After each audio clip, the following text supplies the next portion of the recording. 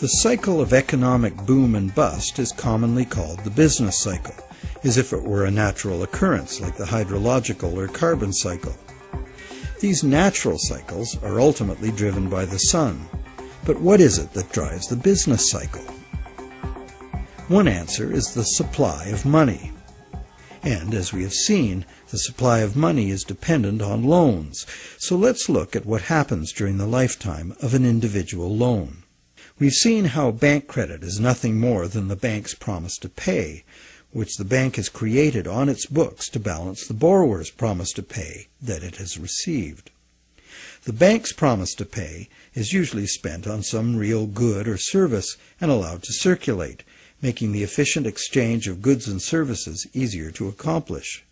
As a medium of exchange, today's promise to pay money is unsurpassed in its usefulness and flexibility.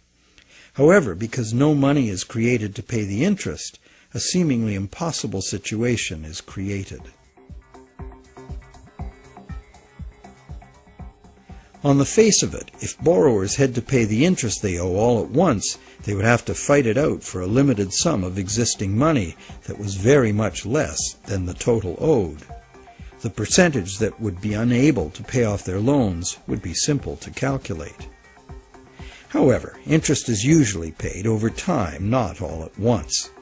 If this interest income is recycled into the general economy as spending, it can be available to be earned repeatedly. Once we understand this, the question of whether interest is actually unpayable becomes more perplexing. Is there such a thing as a sustainable system of lending that does not produce mathematically inevitable defaults? In the Middle Ages, usury, meaning charging interest or any form of making gain solely from having money, was condemned as a sin. While the justification was moral, the reason was practical. In a fixed money supply like gold, anyone systematically rolling over all of their loan money at interest will soon end up with all the money. This problem was a big factor in the ruin of Rome.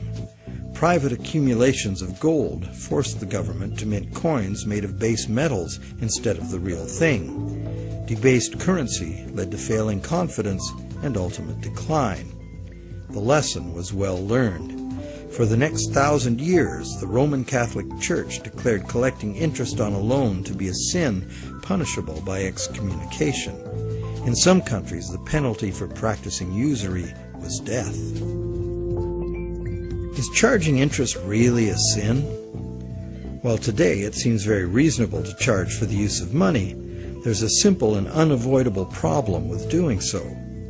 Unless moneylenders spend every penny of interest they receive in such a way that the borrowers can earn it again, the borrowers are going to come up short regardless of their hard work and personal virtues. Someone will default simply as a result of the arithmetic. This is easy to picture where there's a fixed money supply like gold coin.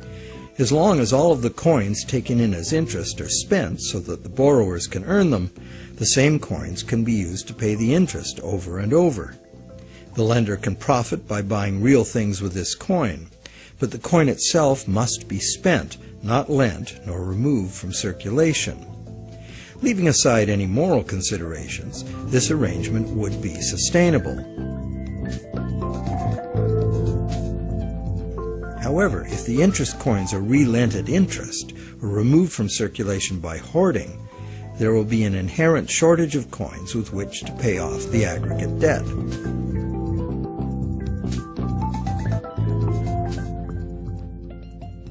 The situation is essentially no different in our current debt-based system. As we have seen, nowadays virtually every dollar comes into existence as debt, with a scheduled appointment to be extinguished as a principal payment on the loan that created it. Thus, for all borrowers to be able to make their payments of principal plus interest, two things must be true. The dollar created as the principal of the loan must be available to be earned by the borrower in order to make the principal payment that extinguishes that dollar. And every dollar the borrower pays to the bank as interest must also be available to be repeatedly earned by the borrower so that it can be paid as interest again and again.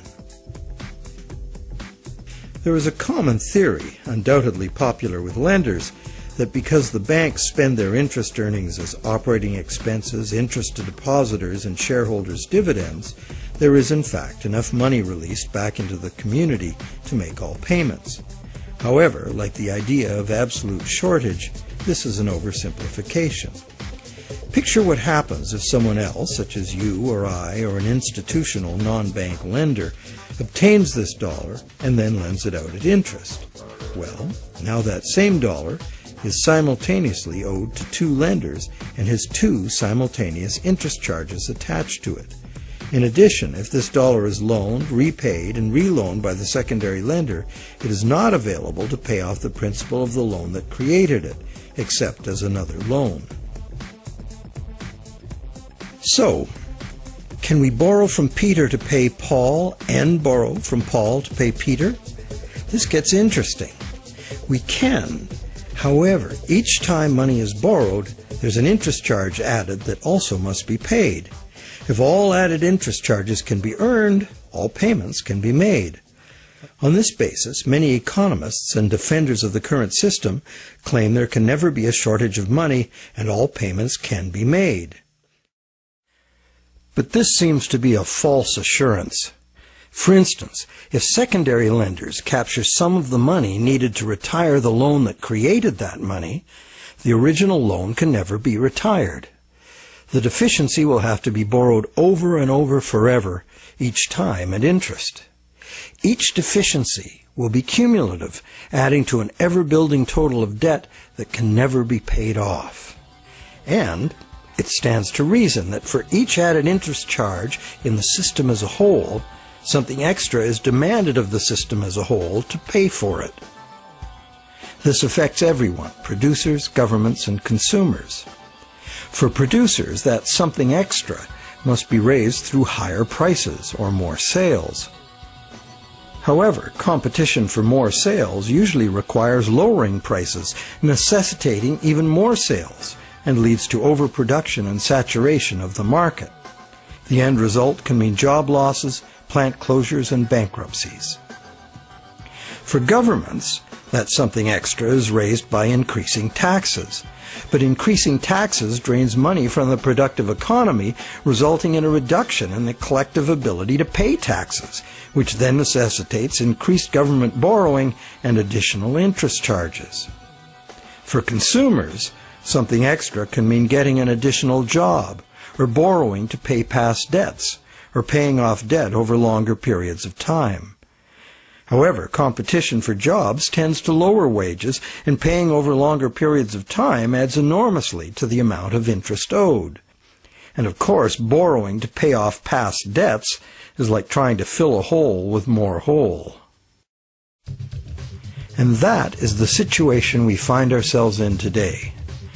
Producers can't sell more because consumers can't afford to buy. Governments are cutting taxes, not raising them.